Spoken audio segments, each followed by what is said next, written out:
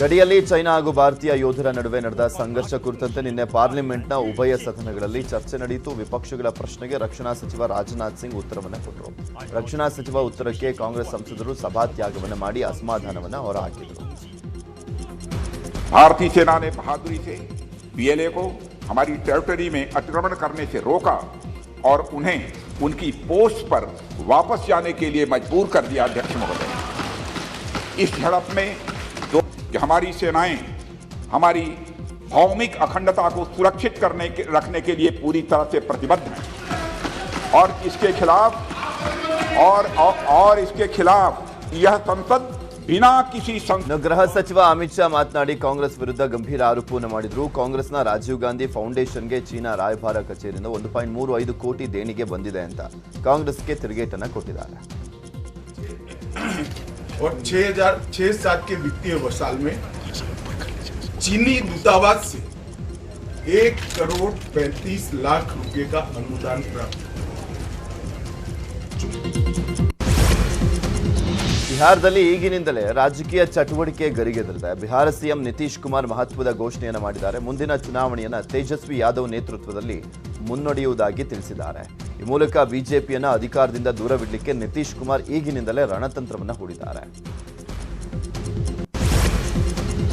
DMK ಕುಟುಂಬದ ವಂಶಸ್ಥ ಉದಯನಿಧಿ ತಮ್ಮ ತಂದೆ ಎಂಕೆ ಸ್ಟಾಲಿನ್ ಅವರ ಸಂಪುಟಕ್ಕೆ ಇಂದು ಸೇರಲಿದ್ದಾರೆ. 45 ವರ್ಷದ ಉದಯನಿಧಿ ಅವರು ಬೆಳಗ್ಗೆ 9:30ಕ್ಕೆ ರಾಜಭವನದಲ್ಲಿ ಸಚಿವರಾಗಿ ಪ್ರಮಾಣ ವಚನ ಸ್ವೀಕರಿಸಲಿದ್ದಾರೆ ಅಂತ ರಾಜ್ಯಪಾಲರ ಕಚೇರಿ ಅಧಿಕೃತ ಪ್ರಕಟಣೆ ತಿಳಿಸಿದೆ. ಉದಯ್ ಅವರಿಗೆ ಯುವ ಕಲ್ಯಾಣ ಮತ್ತು ಕ್ರೀಡಾ ಅಭಿವೃದ್ಧಿ ಖಾತೆ ನೀಡಬಹುದು ಅಂತ ಡಿಎಂಕೆ ಮತ್ತು ಸರ್ಕಾರದ ಉನ್ನತ ಮೂಲಗಳು ತಿಳಿಸಿವೆ.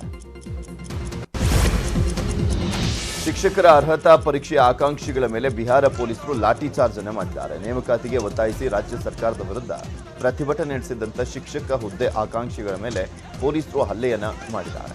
ಪೊಲೀಸರ ಈ ಕ್ರಮಕ್ಕೆ ಭಾರೀ ಟೀಕೆ ವ್ಯಕ್ತವಾಗಿದೆ. ಟಿಇಟಿ ಮತ್ತು ಸಿಟಿಇಟಿ ಆಕಾಂಕ್ಷಿಗಳು ತಮ್ಮ ನೇಮಕಾತಿಗೆ ನಿರ್ಣಾಯಕವಾದಂಥ ಅಧಿಕೃತ ಅಧಿಸೂಚನೆಯನ್ನು ಹೊರಡಿಸುವಲ್ಲಿ ರಾಜ್ಯ ಸರ್ಕಾರವು ನಿರಂತರ ವಿಳಂಬ ಮಾಡ್ತಾ ಇದೆ.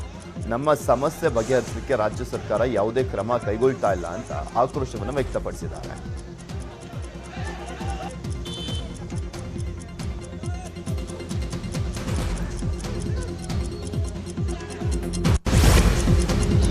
ಹಿಮಾಚಲ ಪ್ರದೇಶದ ಹಿಂದಿನ ಬಿಜೆಪಿ ಸರ್ಕಾರ ತೆಗೆದುಕೊಂಡಂತ ಎಲ್ಲ ನಿರ್ಧಾರಗಳನ್ನು ಮರುಪರಿಶೀಲಿಸುವುದಾಗಿ ನೂತನ ಮುಖ್ಯಮಂತ್ರಿ ಸುಖ್ವೀಂದರ್ ಸಿಂಗ್ ಸುಕ್ಕು ಘೋಷಣೆಯನ್ನು ಮಾಡಿದ್ದಾರೆ.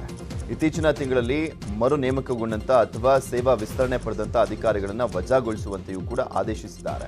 ಜೂನ್ 1ರಿಂದ ಕಳೆದ 6 ತಿಂಗಳ ಅವಧಿಯಲ್ಲಿ ಹಿಂದಿನ ಸರ್ಕಾರವು ಹಾಕಿರುವಂತಹ ಎಲ್ಲ ಅಡಿಗಲ್ಲು ಉದ್ಘಾಟನಾ ಫಲಕಗಳ ವಿವರಗಳನ್ನು ಡಿಸೆಂಬರ್ 15ರ ಒಳಗಾಗಿ ಮುಖ್ಯಮಂತ್ರಿಗಳ ಕಚೇರಿಗೆ ಸಲ್ಲಿಸಲಿಕ್ಕೆ ಸರ್ಕಾರ ತಾಕೀತನ್ನು ಮಾಡಿದೆ. ನೂತನ ಸರ್ಕಾರದ ಈ ನಿರ್ಧಾರವನ್ನು ಬಿಜೆಪಿ ದುರಾದೃಷ್ಟಕರ ಮತ್ತು ಸರ್ವಾಧಿಕಾರಿ ಧೋರಣೆ ಅಂತ ಹೇಳಿದ್ದಾರೆ. ಬೊಕ್ಟೋಯಿ ಹಿಂಸಾಚಾರ ಪ್ರಕರಣದ ಆರೋಪಿ ಲಲನ್ ಶೇಖ್ ಅವರು ಪಶ್ಚಿಮ ಬಂಗಾಳದ ಬಿರ್ಭೂಮ್ ಜಿಲ್ಲೆಯಲ್ಲಿ ಸಿಬಿಐ ಕಸ್ಟಡಿಯಲ್ಲಿ ಸಾವನ್ನಪ್ಪಿದ್ದು ತನ್ನ ಪತಿಯನ್ನ ಸಿಬಿಐ ಅಧಿಕಾರಿಗಳೇ ಹತ್ಯೆಯನ್ನ ಮಾಡಿದ್ದಾರೆ ಅಂತ ಆರೋಪಿಯ ಪತ್ನಿ ಆರೋಪವನ್ನು ಮಾಡಿದ್ದಾರೆ.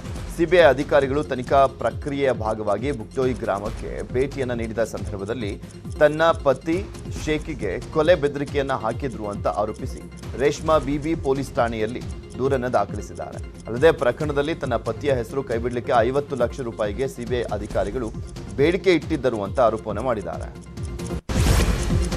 ಐಪಿಎಲ್ 2023ರ ಆವೃತ್ತಿಯ ಹರಾಜಿಗೆ ಲಭ್ಯವಿರುವಂತಹ 405 ಆಟಗಾರರ ಪಟ್ಟಿಯನ್ನು ಬಿಸಿಸಿಐ ಬಿಡುಗಡೆ ಮಾಡಿದೆ. ಆರಂಭದಲ್ಲಿ 991 ಆಟಗಾರರಿದ್ದ ಪಟ್ಟಿ ಸದ್ಯ 405ಕ್ಕೆ ಇಳಿದಿದೆ.